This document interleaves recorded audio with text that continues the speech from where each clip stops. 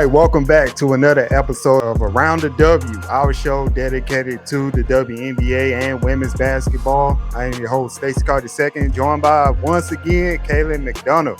Caitlin, how you doing? Post All-Star break, how you doing? Post All-Star break, I'm doing pretty good. Things are slowly starting to get into, I guess, the real portion of the season now. Playoffs are almost in sight. I don't want to say they are in sight, but it just feels like this second half of the season goes by so fast. So I'm really looking forward to just seeing the teams play again and see if we have any new storylines to pop up. Oh, yeah. I'm looking at myself right now in the camera. I see this dramatic fall off on my face right now. So hopefully they don't scare our viewers away. But like Caitlin was talking about, we got to get into WNBA action. The second act, intertwining storylines, players, teams, etc. that we are going to be watching for. Also, we're going to talk about the CBA negotiations that are going on. And then let's talk about All-Star break itself and how we felt about it. Give our little review. But first, let's start with the big picture as far as the second half of the season is concerned. What are you looking forward to watching as far as team or player or standings or trade signings, etc. in the second half of the season? In the second half, I'm looking at the Golden State Valkyries, and I didn't really think that I would be saying that coming into this season, but there's just this momentum with this team. They're finding ways to win basketball games, and I think they might sneak into the playoffs. I would love to see an expansion team take that leap and contend with some of the bigger name teams. You know, you've got the Liberty, the Lynx, and even the Mercury that are probably the favorites right now to win the title. But I'm looking at this Valkyries team and I'm seeing there's progress being made. They just signed Ileana Rupert from the Dallas Wings, someone that can really bolster, their roster, add that experience in. Their roster is looking pretty good, honestly, in my opinion. They're sitting in 9th place right now. They're almost right outside that playoff contention spot. So I think the longer that this season goes on, the better that they've become and the more that they continue to add stars and continue to add leadership, they might shock some teams. And I just want to see them get into that playoff spot because this is a brand new coach, her first year, a brand new team. I think this is exactly how expansion teams should be looking at the Valkyries going forward because all the momentum is almost on their side. They're selling out almost every single one of their home games. And for me, it would be so fantastic to see them make that playoff spot and just take that leap up because you got to love a good underdog story, right? And the Valkyries are the biggest underdog right now, and they're proving that they can hang with the bigger teams. Let me rewind what you just said. Did you just say that the Phoenix Mercury are the favorites to win the title? Did you just say that? I said that they were one of the favorites. I'm not going to say that they are the clear-cut favorite because I do think that when push comes to shove, the Lynx and the Liberty are essentially 1 and 2, if not 1 and 1. If they're going to see each other again, it's going to be a fantastic battle. The Mercury, they have momentum on their side. They're playing good basketball. Last time on this, I said they could win it, and I still think they can win it. They've got this gritty side to them, but I'm just a little concerned about their injuries right now. I don't know how sustainable, relying on Alyssa Thomas will be in the future. I think Satu Sabali and Clea Copper, their injuries right now, it might not seem so bad, but I think when it comes down the line, if a team is going to win the title, everybody needs to be healthy and contributing. And I don't really see that at the Mercury right now just because of their injuries. But if they were to come back, they absolutely could go on a significant run and take home that trophy. But I just think in terms of completeness and overall squad, it's either the Lynx or the Liberty right now for me. Yeah, no, they definitely gonna need those two, Sabali and Copper, if they want to get over and win the WNBA championship this season. They're not gonna they're not even gonna make it to the finals without those two.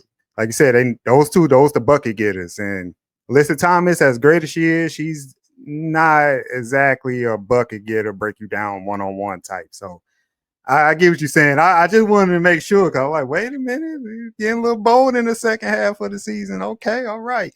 All right, you looking at the Golden State Valkyries, and shout out to them. I'm looking at another team that could rupture things going forward and going into the playoffs, and it's about time for them to do so, and that is the Atlanta Dream. Going into the All-Star break, they were sitting at 13-9, top 5 in offense, have pretty good defensive prowess, especially rebounding. I think on both sides, offense and defensive rebounding, they're tops of the league. And they have, we already know Alicia Gray, all-star, Ryan Howard, all-star caliber. Bringing in Brianna Jones and Brittany Griner, speaking of all rebounding, has helped them tremendously. And then you squeeze in Jordan Canada, who has some big games. All 5 of those ladies are scoring in the double digits. It'll be interesting to see how they stack up against, like you were talking about, the Mercury, the Minnesota Lynx, the New York Liberty, those teams that are gunning for the title. I looked at their box score, and to me, it seemed like if all 5 of those players are clicking and they are shooting efficiently, they can beat almost anybody in the W. But when somebody have a bad game, and I've seen, their shooting percentage, they're not going to win the game. So they definitely going to need all 5 hands on deck in order to knock off some of these top teams. Also, continue dominate on the boards. That's the way that they're going to win going forward. I look at them as the same as how I used to look at the Seattle Storm for the past few seasons. Like, they have enough veteran, enough grit, enough firepower to pull an upset, but can they actually do it when it's crunch time? Can they actually do it? And we looking at a player like Ryan Howard. It's like it's about time you turn that corner. She has the skill sets to be one of the top 5 players in the league, but we just haven't seen it yet. And then the Atlanta Dream just being on the cusp, or like just barely making it in the playoffs past few seasons. So right now, I think they're sitting at 5th. So, and then they're due to match up against the Seattle Storm. It's going to be a pretty even series right there. So I'm looking at them to be the disruptors of the W. Real quick, how you feel about the Atlanta Dream this season so far? I think you said it perfectly. Ryan Howard for a long time has been the star of this team, and she does finally have those pieces around her to elevate her game. And it just goes back to what you said, as when one player doesn't have a good game, they all don't have good games. So I think it's about finding that consistency for them, because when they are on their game, they definitely can cause upsets. This is by no means a team that should be overlooked at all, especially with Brittany Griner. She can gobble up those rebounds either offensively and defensively. And I think those second chance points for the Dream when it comes to the playoffs, that's going to be very, very key, because that's another opportunity to get more points on the board, but especially keep the ball away from other superstars that you can be going up against. That gives them a chance to just reset and also get set defensively, because when it's transition, anything can happen and you don't want to get into a running back and forth game. So I think this Atlanta Dream team is perfectly set up to cause some upsets. And I think I would compare them to the Storm as well. The Storm also kind of going under the radar this season. They're a team that can also compete when it comes to the playoffs and definitely cause upsets. But I think for the Dream, their key is they have to keep pushing that gas pedal, right? You cannot let, and I think that's the thing, is you can't let, someone else's bad game ruin yours. So I think maybe this All-Star break kind of gave them a chance to just reset mentally, because a lot of what happens during the second half of the season and going into the playoffs will just be mental for them, because like you said, they've had the quality. They have the quality to upset teams. I just think this team just needs mental stability in order to really get over that line. Yes, for sure. And I wish Audrey was here on this episode, because I definitely want to get her opinion on this and yours as well, about one player in particular that I'm going to be looking at the second half of the season a lot of pressure on her. I think you already know who I'm going with. Caitlin Clark. At the beginning of season 2, I said that she was going to be an MVP candidate, uh, a dark horse, not a favorite. But look at her numbers; it's just not there. I think her points per game is down a little bit. Shooting percentage is down, percentage or two. Turnovers are still high. I think she averaged eight assists, but about 5 turnovers. And most unfortunate of all, injuries has been prevalent in her second season. Just she been injured a couple times, missed a handful of games a couple times. The NA Fever, I said it was gonna be a top 4 team. They're in the bottom as far as playoff teams is concerned. How you feeling about Caitlin Clark overall? And then also keep in mind there's been some talks about how the refs are treating her as far as like giving her those calls, how she's being still getting the work from the other WNBA players who are just bodying her game in and game out, which probably contribute to her injury problems and also just trying to play hard too. So how you feeling about Caitlin Clark this season in comparison to her rookie year? Do you see some regression or do you think that it's still an adjustment period for her?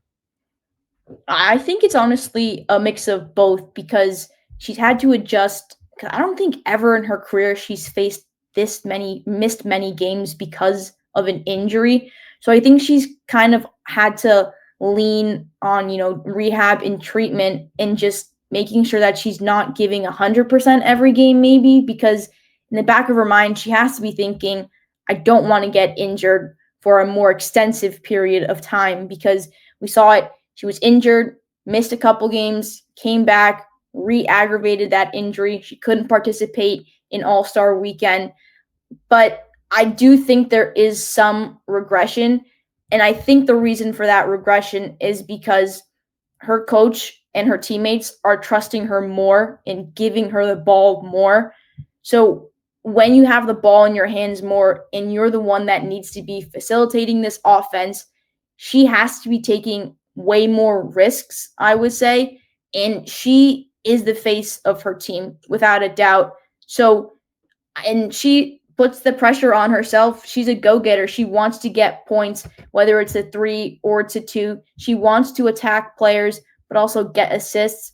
So I think there is some regression, but I think that regression comes just because it's her second season. I think she knew she needed to step it up from when she was a rookie because your rookie season, not many people expect things of you. Yes, everyone expected her to be rookie of the year, lead this team to the playoffs.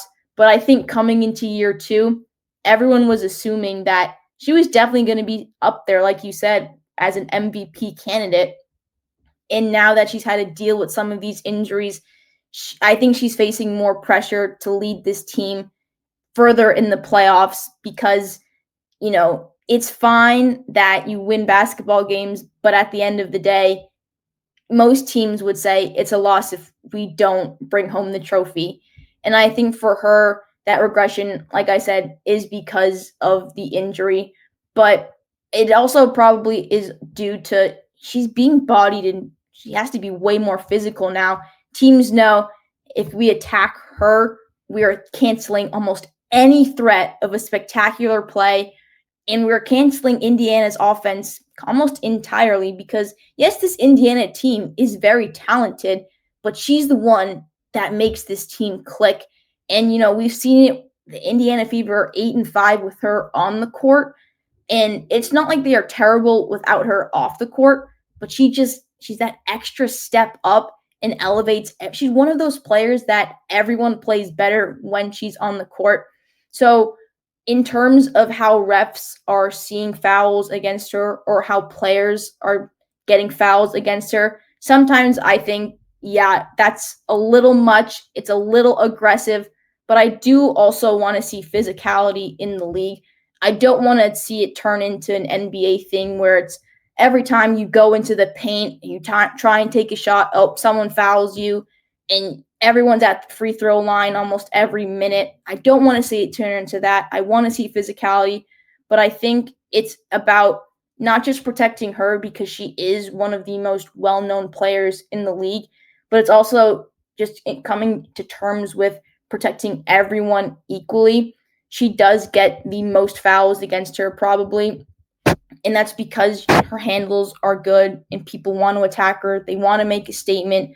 But I just think that as a referee, yes, you have to keep in mind she's a fantastic player, but you also have to keep in mind that you have to protect everyone equally. I was a soccer referee, and yeah, sometimes kids would get fouls against them all the time, but it's about protecting everyone fairly. That's what you have to do as a referee. Caitlin's going to learn from this, right? She's going to come back next season. I'd like her to add some more muscle.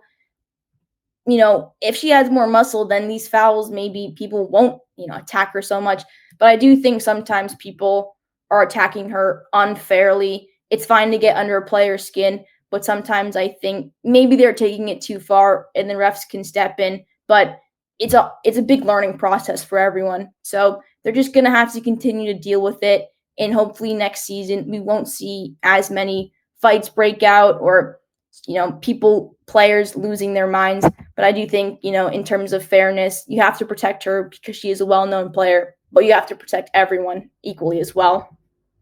And that was the key word that you said, pressure. I think for the first time in her basketball career, and I could be wrong about this, I think for the first time she is playing among the Wolves, and she is not protected because I think she was very protected as far as the whistle goes, as far as criticism goes. Everybody, not everybody, but a lot of people took her aside when it came to Angel Reese. And now she's figuring out the league is gunning for it because she's supposed to be the next big thing in the WNBA. And like you said, everybody is trying to prove a point whenever she steps on the floor. And then they figure out that's her Achilles heel right now early in her career is physicality. She's never been a physical basketball player. She's been, getting by on long three, not getting by, but she excels when it comes to long range shooting, when it comes to dribble, passing the ball, getting the offense going. And they know that if they can bump her and bruise her, give her a little elbow, they know they can throw her off a game. We've seen that where she's complaining to the refs, justifiably so in some cases.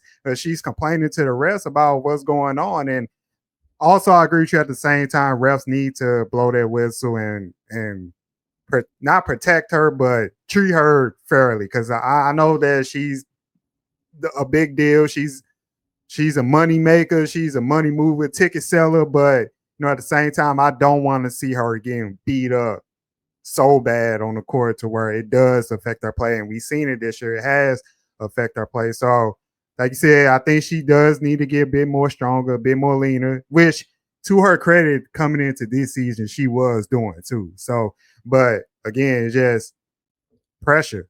And like I said, it's pressure for her to win this season. Everybody expecting Indiana, like me, to be a top 4 team in the WNBA because of all the talent that they have on their roster. So it's just another adjustment period for her. I would say I am surprised that her numbers overall in some areas are down.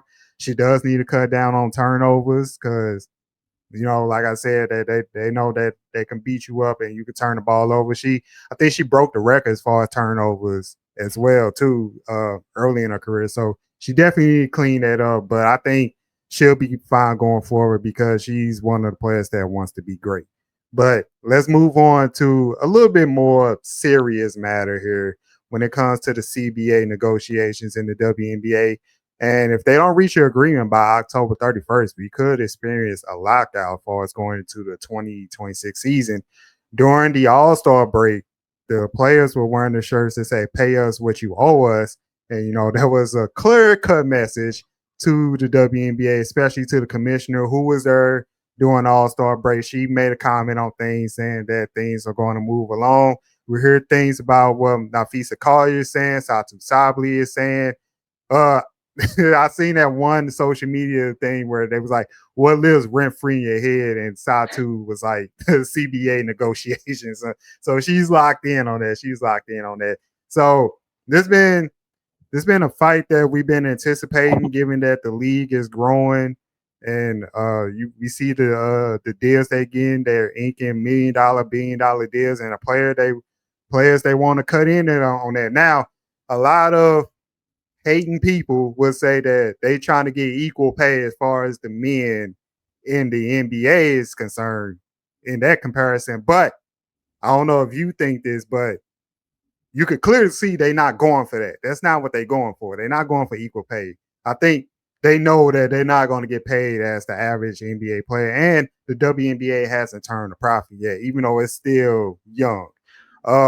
They going for a slice of the pie, a slice of that revenue that the WNBA is bringing, and they want to raise that pay. How you feel about the negotiations so far and what the players, the messages that they sending out? Do you think that they're going about it the right way, or how you feel about this whole ordeal overall? Yeah, I completely agree. They're definitely not trying to say that they want the same salaries as these NBA athletes. It's just about the shared revenue, from a broadcast and going to how they're going about this. I think they're going about this how I expected them to. I think a lot of these athletes on these teams, and especially, even some of the coaches, are very outspoken. All of these basketball players have been extremely outspoken, whether it comes to social online on social media or just even in an interview. They are really pushing the needle for how players are standing up for themselves. So I'm not surprised of how, when they wore those shirts in warmups and how vocal they've been. And I think these players are extremely smart when it comes to this. The more that you put pressure, if they just went about this quietly, then they're kind of letting the league not walk all over them, but maybe the league would profit more by the league getting a better portion of this deal. But by them saying, no, we are standing firm, we know exactly what we want, we're not really going to budge, we're not asking, for much, we just want revenue. I think, you can't blame them for going about this the way that they are, right? This is the only way that things get done, right? When you become vocal about something, because in the past, I'm sure they've probably went about it in a different way. And look at where that's gotten them now, right? And by them being this vocal, they are putting pressure on the league to say, we know what we are worth. We're not asking for the entire world. We're just asking for this portion, this shared revenue. We need to make a deal. And I'm not surprised that, all of them are using their voices and wearing shirts. And I think when it comes to, and, you asked, do I think they're going about it the right way? I don't know if I don't think they're going about it the wrong way. There could be some times where I'm like, maybe what they're doing could be done behind the scenes. But I also think, we don't really know what goes on behind the scenes. And I just think that the way they're going about this is probably, built up frustration that, we have waited so long for women's basketball to, get professional, and not even just get professional, but to get the viewership that it's getting towards. And for them, they're putting in the work day in and day out, and it's all the members of the league, and they want this league to explode. And it really has. The viewership has gone up significantly. Jersey sales are up significantly, and tickets are being sold out left and right. So I think that they're saying in their message, hey, we are doing our parts. We are putting in, star-studded performances week in, week out. And I think it's on the league now to recognize that and say, yeah, you have, you've been really instrumental in making this league make even more money. So I think the pressure's on the league, and I do hope it gets resolved in October, because that would be very cool to see how some new, shifts or developments would happen going into next season. The reason why I was looking down a bit, I just used Google AI to look up when was the last time the WNBA experienced a lockout. And first of all, Google, please sponsor us. You just made an appearance on our show. Number two, they never had experienced a lockout before in its history. This is the first time that is looming large, and I think it's going to happen. And I think it's going to be a negotiation process that's going to go into 2026. I think the players are doing an outstanding job. Sorry to use this phrase. I know it's getting kind of played out, but standing on business.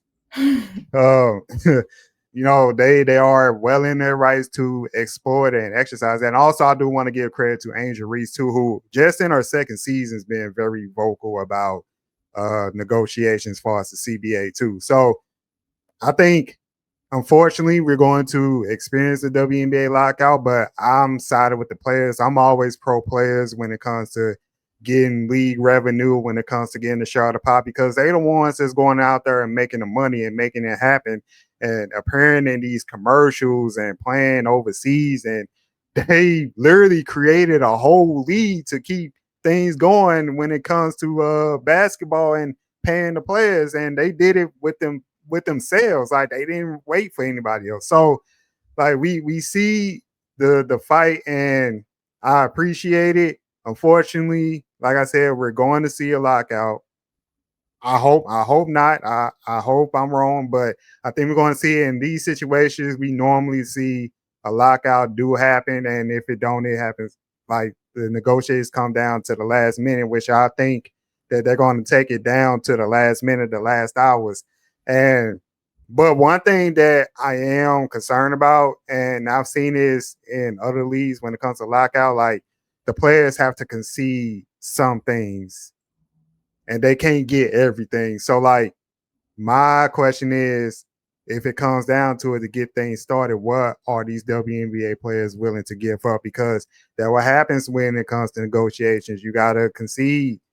You got to give some things up in order to keep the things going. And a lot of these players are not, unfortunately, they're not Angel Reese. They're not Asia Wilson. They don't have those dollars coming in behind them once the work stops. So hopefully they reach an agreement. But like I said, for the fourth time, I think that it's going to be a lockout. Hopefully it don't be locked out that long. Maybe they can reach an agreement by January 2026. But it's about time that things starting to crank up as far as revenue sharing when it comes to the players. And then keep in mind also, we got 2 expansion drafts coming in 2026. So they're going to play more games. They're going to need to get paid more. They're going to need to get compensated more. So that's where I'm at right now as far as opinions on that. Any closing remarks regarding the CBA negotiations? Yeah, I'll just say, I think, the players, and probably part of the league, the last thing they want is for these players to not play, to not have the games get started when they're supposed to get started. The players are the utmost competitors. They want to play, but the reason it would probably, at least it seems to me, this is their last option, really. I think the lockout, it does seem inevitable, but the players, they don't want to do this. And I don't think that they don't want to play basketball. I just think that they want to be heard. They want to get what they deserve, because this is their livelihood from them. You mentioned it, Angel Reese, Asia Wilson, they're the ones that are getting sponsorships from, these brand deals and are getting money outside, but not every player has that luxury of doing that. So this is their job right now. And I think, it's 2025. We should be in a world where if you are playing professional sports, you should be a professional athlete getting enough money where you don't need to worry about, I need to sign with this deal, I need to appear in this many commercials or do this many ads to just make ends meet. So yeah. I don't want to see the lockdown come, but I do kind of think, like you said, it probably is inevitable. Yeah, unfortunately, it is inevitable. But let's end the episode with a positive note. Like I said earlier in the beginning of the episode, we just coming off the WNBA All-Star break took place in Indianapolis, Indiana. And we seen everything flying on social media when it comes to the skills challenge and social media trending and the 4-point shot in the All-Star game and what Ellie Duncan said on national television. That little joke she said. Out of all the things, everything that went on, what was your favorite parts of the WNBA All-Star break? Seeing Skylar Diggins-Smith get the first triple-double in WNBA All-Star game history. I think there was so much to unpack from this weekend. But for me, that was probably the stat that I was like, wow, people aren't talking about this enough, right? Skylar Diggins-Smith, who came last pretty much in the skills competition, to turn around and say, that's not who I am. I'm a better athlete. I'm a better competitor than that. Go around and do a triple-double. She etched herself in the history books. I think this WNBA All-Star Weekend was one for the history books. So I think for me, that was kind of the moment that jumped out to me and said, yeah, she's back, from maternity leave, and after having kids, not playing, she's making a force again and putting her name in positions where people are not underestimating her, but all the attention should be getting back to her because she's a very, very good basketball player, a very good competitor. And I thought that was so cool to see. I remember, watching videos of the first dunk ever, and now to see someone get the first triple-double, which someone, people may think I didn't really expect her to be the first one. Thought it might have been someone else, but I thought that was really cool to see. There were so many stories from that weekend, though. I don't even know if I could name another one. There's just, you think of one thing and then there's another thing and everything unwinds. But I think when you look at the All-Star Weekend overall, it's just, yes, there was business done with the CBA, but I think you just have to look at how much fun these athletes are having. A lot of them said nothing but positive things about, oh, I love coming together. It's in Indianapolis, but felt like Miami. I think Angel Reese said that, which was really funny, just to see them having a blast, taking a mini break, I guess, during the season when these competitors are fighting day in and day out, trying to get the best of each other. But to see them come together, that was really cool. That was my favorite thing, just overall, just seeing how much fun those ladies were having together, including the Studbud camera or the Studbud streaming thing. It was just crazy, just seeing them, or something. yeah, just seeing them have fun, and like you said, they missed a tough season, a lot of eyes on the WNBA, then CBA negotiations, etc. Just seeing them unwind and relax, and like you said, treat Indianapolis like it's Miami, which gives me an idea. I think the WNBA All-Star Game needs to be in Miami. Let's see what happens when they get there, because they were drinking. I don't know what they had, the Hennessy and Don Julio and all that drinking on the camera. That's what happens if they all get together in Miami. But I'm just glad they had fun. They made it to what they wanted to be. I think Sabrina Ionescu won a 3-point contest, and she donated her winnings to charity and Sonia Citron, which was awesome to see. That was another one of my favorite moments. And to top it all off, WNBA All-Star Game itself. Guess who was the MVP, or should I say MPV? There you go. None other but your Lisa Collier, right? Breaking records. Yeah, and as soon as she got that MVP, I thought, this is not the only MVP she's getting. I think that's setting her up to maybe potentially win the MVP for the whole league when it comes to the end of the season. And finals MVP. That's true. Yeah. I didn't think that, actually. Yeah, that's right around the corner too. They are for the challenge. But that was the end of our post All-Star break for this episode of Around the W here on YouTube under the Stacey on Sports umbrella. Once again, I'm your host, Stacey Carter II, joined by Caitlin McDonough. Caitlin, one more time, what's your X handle? Tell them again. It is Caitlin McDonough. No, I'm going to trademark that one day because it's such a good line. And, I love saying that every time. Yeah. And keep on the lookout for more episodes. And hopefully, we can get into the playoffs. I know you got school starting up again. You got, 3 weeks left for vacation time? Unfortunately, yeah. I should say unfortunately, I do love going back to Syracuse, but being at home this summer and just working and just relaxing, not having schoolwork, it does feel good. Yeah. Well deserved. One of the most hardworking young people on that campus in Newhouse. But until next time, take it easy. Enjoy the second half action of the W. I know I will. I know Caitlin will. And we'll see y'all next time.